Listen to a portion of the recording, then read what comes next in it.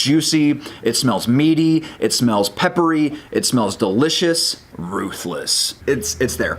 Rip my face off right now. Northern Rhone, let's go. The liquid culture. Guys, welcome to the most ambitious video project that we have done on the liquid culture to date. Today, we are going to be attacking the Northern Rhone and what is the first in a series that will continue on the site of region-specific projects.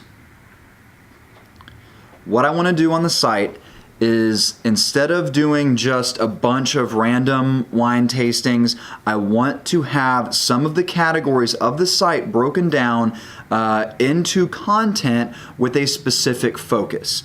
The way I want to break some of those down is by region, some by grape varietal, some by producer. This one today will be the first in a series of wine region projects that I want to put forward. Some of them will be easy, some of them will be hard. This one finds itself somewhere in between. So the reason I say that is the Northern Rhone. Let's talk about the Northern Rhone. The Northern Rhone is considered by many to be one of the most prestigious wine regions in the world. So you got Bordeaux, Burgundy, some say Champagne, certain regions of Italy, Mosel in Germany. The Northern Rhone finds itself positioned on almost every wine enthusiast top of their list for wine regions. The great thing about the Northern Rhone is it's actually pretty easy to understand once you spend a little bit of time on it. Let's do that today. Northern Rhone, let's go. I'm excited about it. I'm very excited because the Northern Rhone, they are predominantly a Syrah-focused region. I love Syrah. Brings a lot of punch, a lot of power, a lot of kick. Syrah is one of my favorite grape varietals, and that's what the Rhone focuses on, especially when we're talking about reds. Well, only when we're talking about reds, because in the Northern Rhone, the only red grape varietal allowed is Syrah. So, where is Northern Rhone? So, we are in France. We are in the southeast portion of France. If you have, so you guys, the way you guys are looking at me, if you've got Burgundy kind of here, and you've got Provence kind of down in this area, and this is the bottom of France, we're working right in between those two. So we're bookended by Burgundy, Provence. The climate in the Northern Rhone is a continental climate. So what does that mean? We have a lot of sunlight, especially in the summers, hot summers in the Northern Rhone, especially in places like Côte Rôtie, which is literally translated to the roasted hill. But then you have some rain. Definitely in the spring and then around harvest time. So some of the predominant issues that you find in the vineyard sites in the Rhone are potential fungal effects that the rain will have on the grapes. So that's something that they have to look out for there. What kind of soil are we looking at in the Rhone? So predominantly granite soils. There's some sand, some clay and stuff like that mixed in there, but almost all of the really good vineyard sites are planted on granite soils. So pretty easy, right? We're talking about Syrah, we're talking about granite. You've got certain appellations, right? So let's talk about that. So we break it way down, right?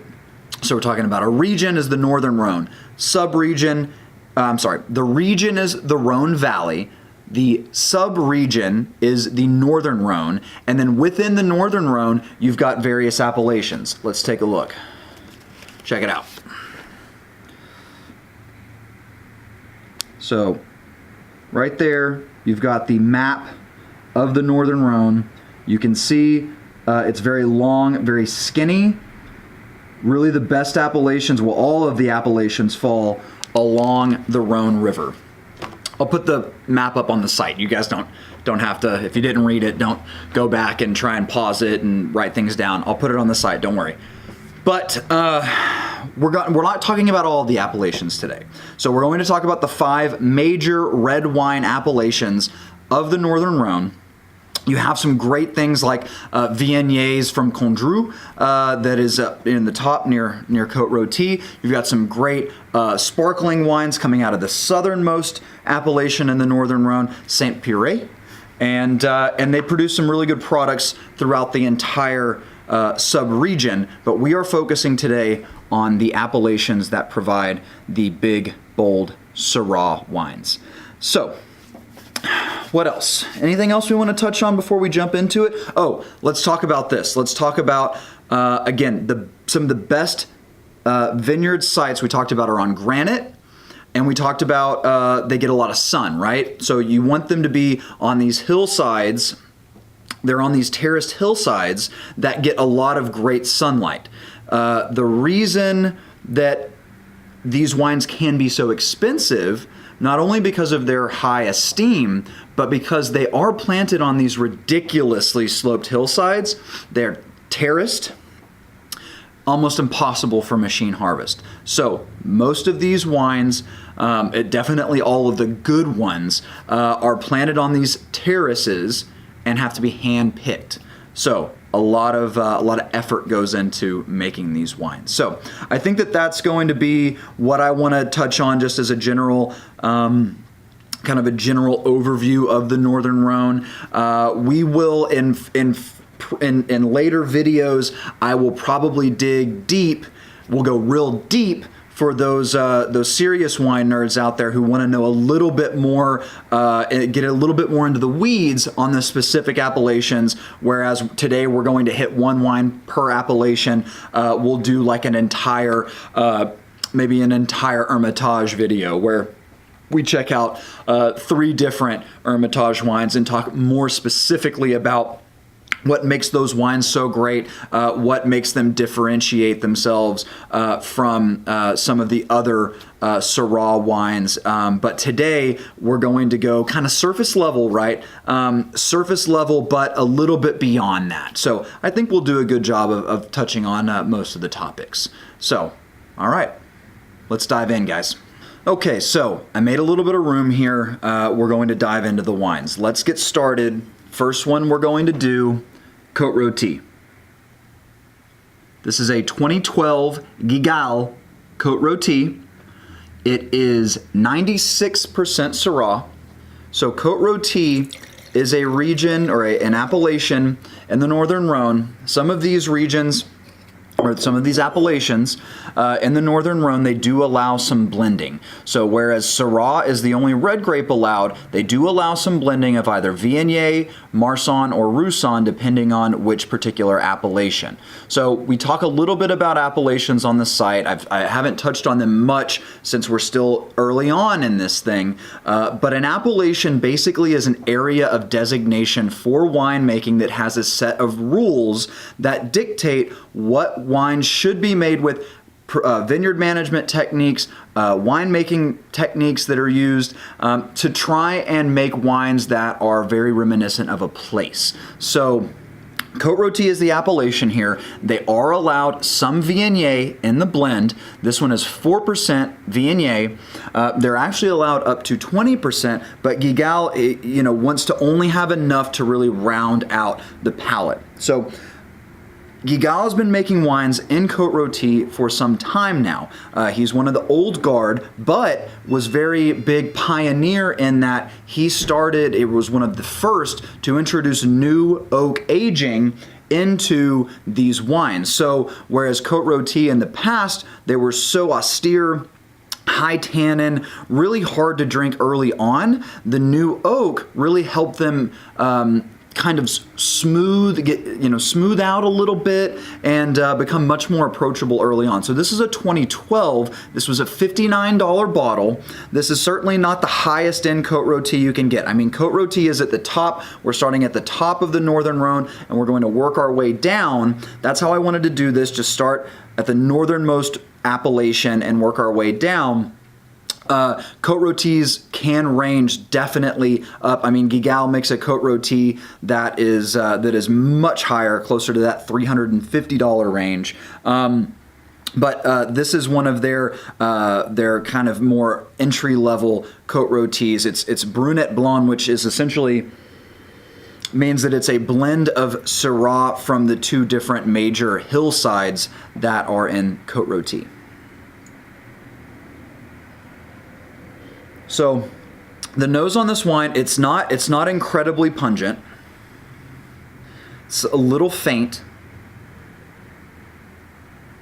You've really got to dig down in there, but there's a little licorice on the nose. It smells nice. It's a nice nose, but it's not overly pungent. A little licorice, and you can smell some of that, almost kind of that spicy toastiness from the new oak as well.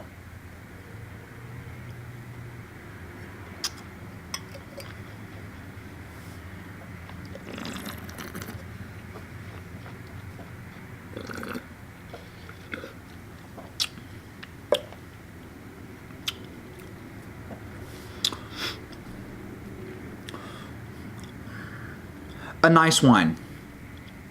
It doesn't pack a ton of punch. It doesn't pack the punch of some other Cote Rôtie that I've had. It is, though, it does meet my expectations in terms of it is a 2012, which some Cote Rôties would be unapproachable at 2012. This is a very ready to drink right now wine. It's got a nice tannin and an acidic structure. They're well balanced together. The tannin and the acid are right there at that kind of medium range, but not overly complex really in terms of the flavor profile. You've got red fruits. It really doesn't even have a ton of that characteristic black pepper that Syrah generally has, and I would like to see some more of that in there. All of these wines were decanted for about 2 hours, so anything should be showing up at this point. I would have expected a lot more pepper punch.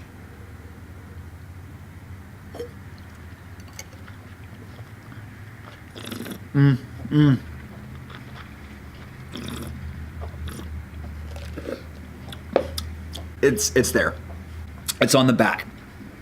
It took another sip to really pick that black pepper up. It's not super punchy, but it does have some black pepper on the back of the palate, but mostly predominated by the red fruits. It's got some cherry situation going on. So overall, not super powerful of a wine, but a good wine. I would think that at $59, sure, a little bit pricier than what I think that this wine is drinking at right now. I don't really know that it would continue to develop with more age. I don't see this being a wine that's going to take on too much more complexity with age, and the tannin and acid isn't like super powerful to where this wine would age for much longer. I think that this tastes like kind of what it is an entry-level producer's Cote Rôtie. But it's nice. It is a nice drinking wine.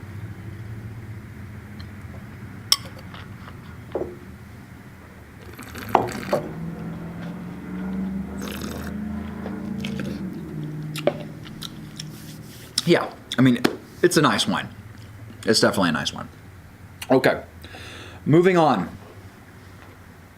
We are going to one of the value regions or value appellations within the Northern Rhone, De los Saint Joseph. So this is a 2014. I am actually going to give a little rinse of the glass here. Since all of these are Syrah wines that could have some similarities, I definitely don't want anything creeping in from the last wine. But this is a wine. So Saint Joseph is an interesting appellation in the Rhone. The reason being is that in 1969, Saint Joseph went through a massive expansion. They went from a small amount of vineyard sites to now they are one of, along with Crozes-Hermitage, the largest appellations in the entire Northern Rhone. And between the two of these makes up 80% of the vineyard space. So Touraine this is a wine that the grapes have come from Touraine, and that is one of the original vineyard sites in Saint Joseph, and they have some of the oldest vineyards and some of the best site locations for their grapes.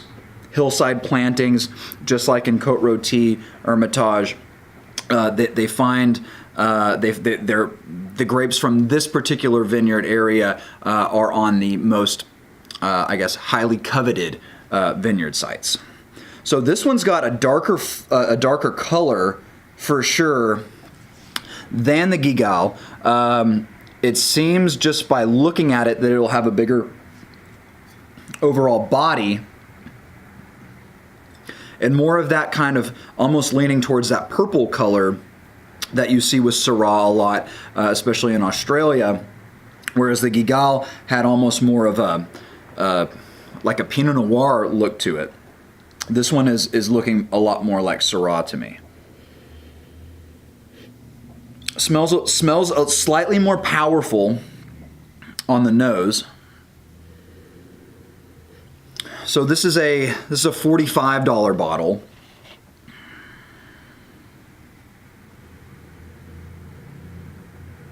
So definitely leaning more towards the dark fruits on the nose. A little pepper, but it's almost more like a green peppercorn. Like if you've ever gotten like a green peppercorn sauce, like on a steak or something like that, this wine has some of that green peppercorn, some of that lighter pepper.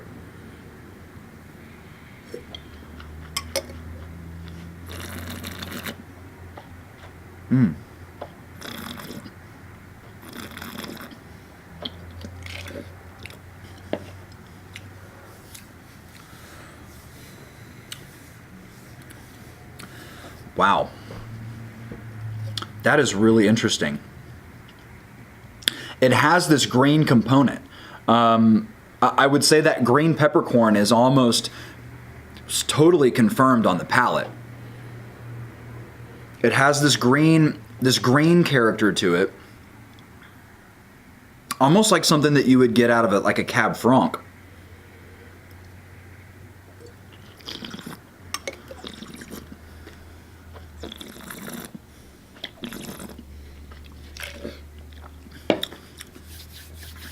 It's even got a little bit of this almost like like an inner tube, like this kind of rubber kind of characteristic to it, which is not a bad thing. It's almost like it's adding this sort of complexity to the wine. You've got these dark fruits.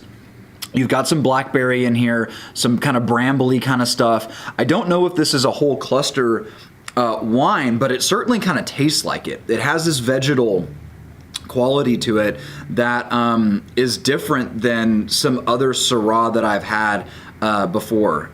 It's really quite interesting to me. I'm thinking that this might end up being one of the wines that I didn't expect to make an impression on me, but that by the end of the tasting, it might be somewhere finding its way near the top because it's really quite interesting.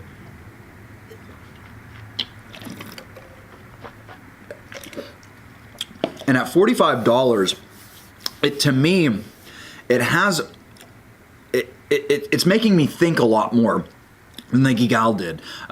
To me, right now, 45 bones for this guy is a much more interesting play than the 59 on the Côte Rôtie. That may be because I'm a little bit jaded in terms of some other Côte Rôtie that I've had that are a little bit more powerful than that. But this Saint Joseph is really, it's bringing something to the table. I don't know what it is yet. I don't know exactly what it is, but it's definitely bringing a little something to the table here.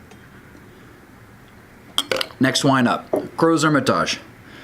So, you may have heard of Hermitage before. This is kind of like Hermitage's little brother, even though it's a big brother in terms of overall land size. If you think about Hermitage versus Crozes Hermitage, you want to think about basically like a donut, whereas Crozes Hermitage is the donut and Hermitage is the hole. So that's pretty much the way that they're set up. You've got Hermitage as just a small hill within Crozes Hermitage. So Crozes Hermitage, much like Saint Joseph, is a value play in the Rhone Valley. It is still Syrah. This is a 2013, but at 32 bones, this is going to be the cheapest wine that we have in the lineup here today. Now, the producer, and I need to be corrected if I'm not saying this correct, but Alain Groyot is the producer. He is a newcomer relatively to these other producers to the region. However, he is a very well-regarded producer in terms of what he is able to do with the lesser-known quality of grapes that you get in Crozes Hermitage. They're not planted on hillside terrace vineyard sites. They don't have the best soils. They don't get the best sunlight. So for wines of exceptional quality to be made here, you really have to have somebody who knows what they're doing. And it seems like Alain Groyot is doing that, because they are really starting to receive some acclaim. Okay, so of the first three wines we've tasted, this has got the most powerful nose. I mean, I don't even really have to dig down in there to get it. And this has such a characteristic kind of Syrah nose. A lot of blackberry, a lot of pepper. I mean, just smelling it makes me want to jump in and take a huge gulp of this wine. It smells juicy, it smells meaty, it smells peppery, it smells delicious. Wow, a lot of heat coming from the nose here, and not alcohol heat, just a lot of fire.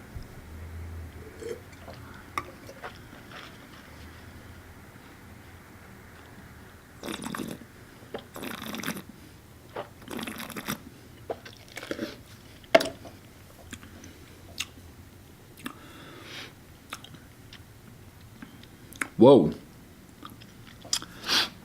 So okay, so the nose was stellar. The structure seems a little bit disjointed. It's not very lush on the palate. It's like it hits you really hard with some acidity, which immediately then goes away, and then flushed with strong tannin all up in the front of the palate. So it's kind of doing a weird thing for me overall in terms of the structure. Yeah, that nose is still great though. That nose is really nice.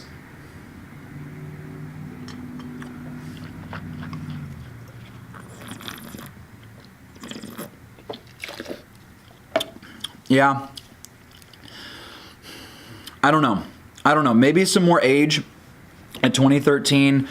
Maybe it needs a little bit more age, but the acidity and the tannin structure is doing this kind of weird thing for me right now. I'm not really feeling it. I'll want to revisit. Maybe it's also a wine that just needs longer to decant.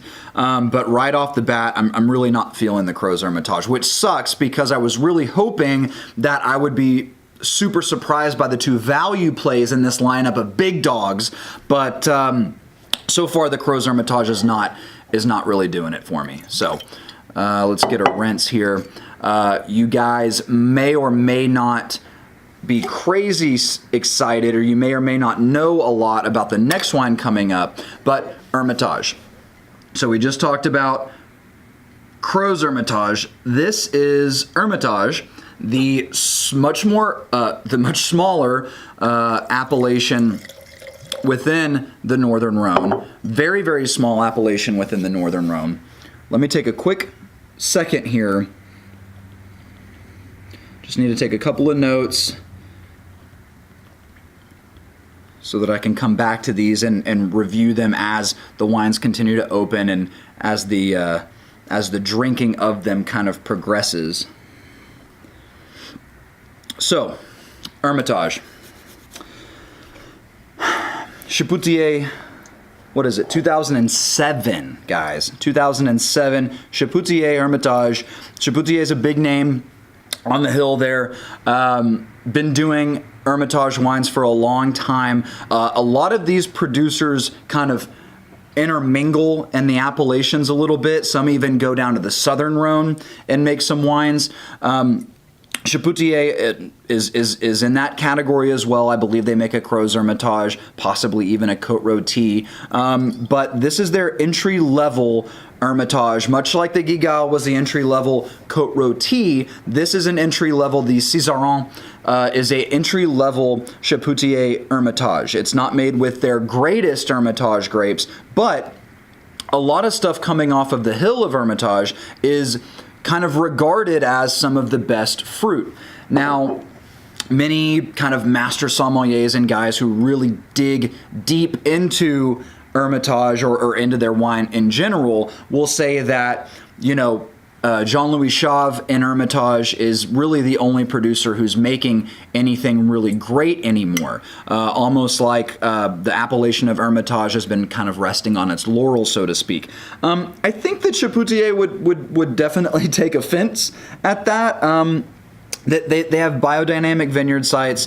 They've been making wines there for quite some time, and I think that especially some of their higher level Hermitage wines are definitely, or should definitely be in that conversation with Jean-Louis Chauve.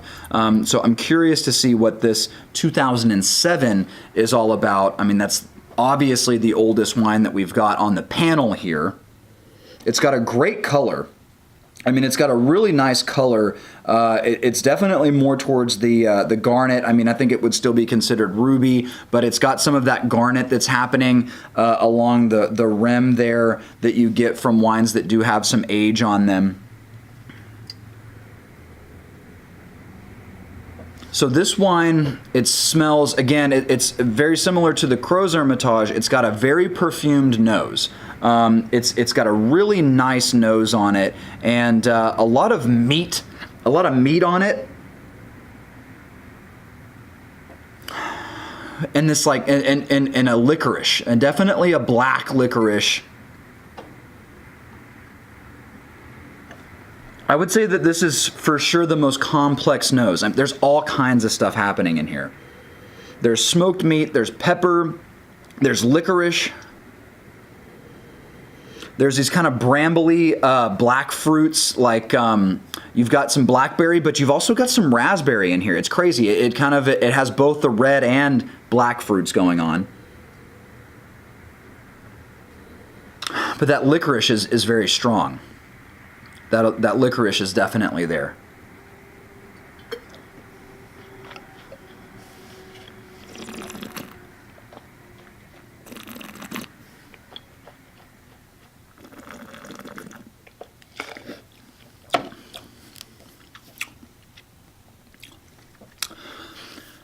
That's a really nice wine.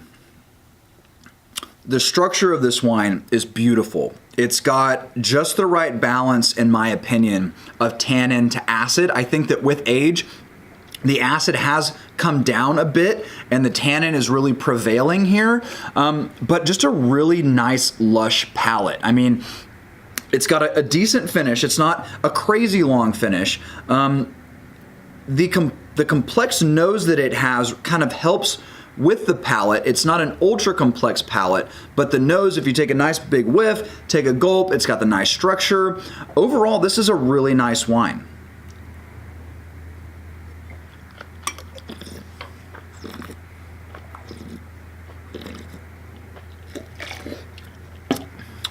That licorice is really strong. Well, okay, let me back it up. It's not really strong. It's prevailing, but it's not like it's the only thing there to where you're just taking a big gnaw off of a licorice stick. It is nice. It's got this red fruit kind of thing that's backing it up a little bit. The pepper isn't so strong. I've actually been overall kind of surprised that the black pepper hasn't really been coming through on these wines like you would expect for Old World Syrah, for that pepper to be coming through. But I would say that this is probably the most well-balanced wine of the group. At 130 bucks, I would not say it's worth that. Trying to bring you guys some value here, right? To kind of say, hey, you know, there might be some wines out there that aren't worth dropping 130 bones on. I would say that this one probably is there. Maybe 2007. Yeah, I would say maybe 3 years ago, 2 or 3 years ago, this wine might have been worth 130 bucks. But I think to see such an old wine coming from such a highly regarded appellation, I think there's a reason it's currently priced at 130 bucks, and I think that's because it's past its prime a little bit. The acidity just really isn't there anymore. Even though it has a nice structure, I don't think that 130 bucks is worth it for this bottle.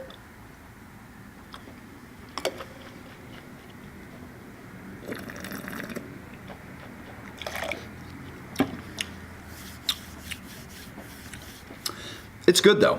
It's definitely good. So, let's move on. Last wine. Cornas. Cornas is of the wines that we're drinking today, is the most southernmost appellation in the Northern Rhone. Overall, it is not the most southern. Saint-Péray takes that spot, but this is a Clape Cornas. So, Clape, really well-known producer, in my opinion, one of my favorite producers. Old school. Clape is old school. The definition of old world wine. I mean, the color on this, it is for sure the darkest of the wines that we've tasted today. I mean, it just looks big in the glass, right? So, Clape Cornas, 100% Syrah. Whereas some of these other appellations within the Northern Rhone allow some white wine blending, Syrah has to shine completely on its own in Cornas. That's a rule there. This is a wine that was made whole cluster, stems intact. It has no new oak on it. 100% Syrah. This is a wine that vintages that I've had of this wine in the past are just ruthless. I mean, this is a man's wine. Cornas is like, if you would imagine like a wine that like someone like Hemingway would drink. I mean, Cornas wines are rugged, they're rustic, they're for sure they're the bourbon of the wine world. I mean, these guys are a man's wine right here, and those generally are not the style of wines that I go towards, but because they are made so, it's like they're this like masculine, they've got this super masculine feminine quality. It's weird. It's this beautiful blend of the two. They punch you in the face with their strong, meaty, smoky, rich flavors, but they do it in this way that's like, oh, well, that just is quite a delight. That's the kind of wines that you get out of Cornas, and that's why in the past they've been some of my favorites. So the nose on this wine right out the gate is very fresh smelling. This is a 2012, I believe. No, 2014. Dang, even younger. 135 bucks. 2014. Anybody watching this who knows Cornas will probably be saying you're drinking this wine way too young. I try to do a good job decanting it, and off the bat, the nose smells very young. You aren't getting some of those real meaty, kind of peppery, smoky qualities that you get off of a Cornas that has been aged properly. You're getting more of this kind of like a wildflower kind of thing. with a lot of fresh fruit and like grapey fruit, which is what's kind of worrying me, that this might be a little bit young before I've even before I even take a dive into it. But it is a nice nose.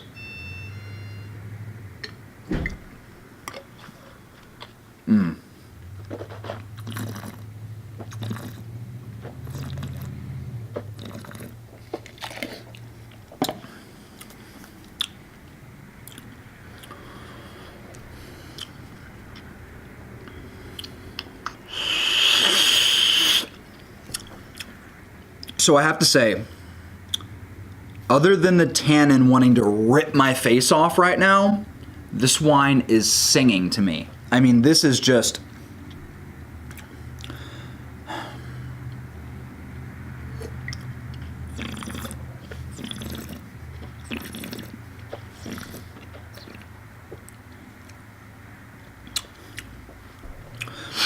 You can taste the whole cluster. It's got some green stuff going on to it.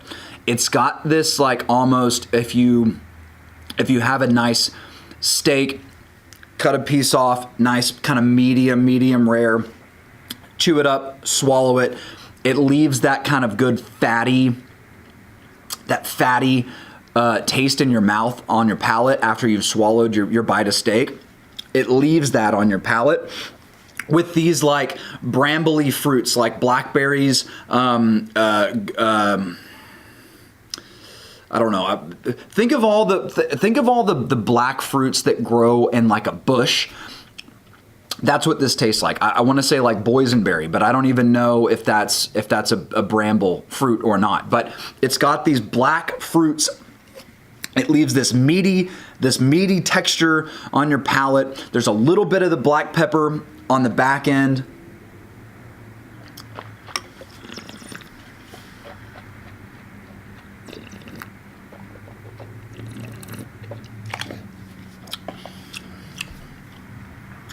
The tannin is super strong, like Barolo level tannin.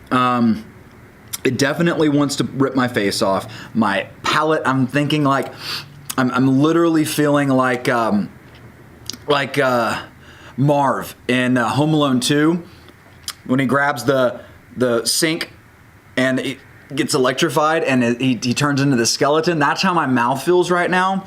So that, and then knowing everything else that's happening with this wine, it makes me like really mad at myself for opening this bottle right now, because in about 5 years, this wine is going to be insanely good. Insanely good. When that tannin starts to shed off a little bit, 2014, I would definitely give it another 5 years of age. When that tannin starts to shed a little bit and those meaty, kind of earthy characteristics start to come forward on top of all the fruit and stuff that it's got going on right now,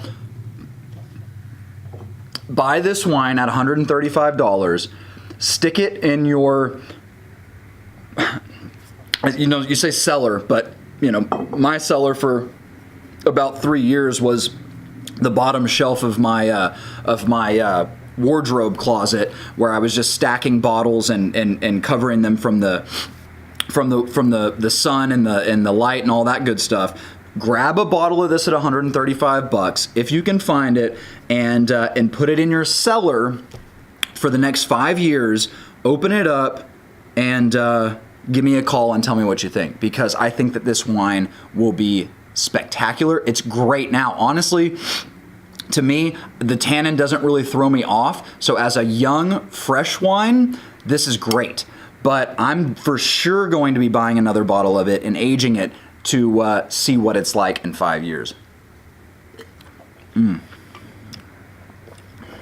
excited about drinking that the rest of the night. That's going to be really nice. Okay.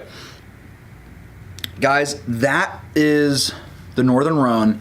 At a glance, I was a little bit disappointed in some of the wines. Not to say that I thought that the kind of second level offerings from the two big guys were going to really blow my socks off. I kind of knew going into it they wouldn't be exceptional. I was really excited about the Saint Joseph, honestly, this guy is probably going to be my my surprise of the tasting. The Kornos is definitely the winner, even though it's young. It's definitely the winner of the tasting.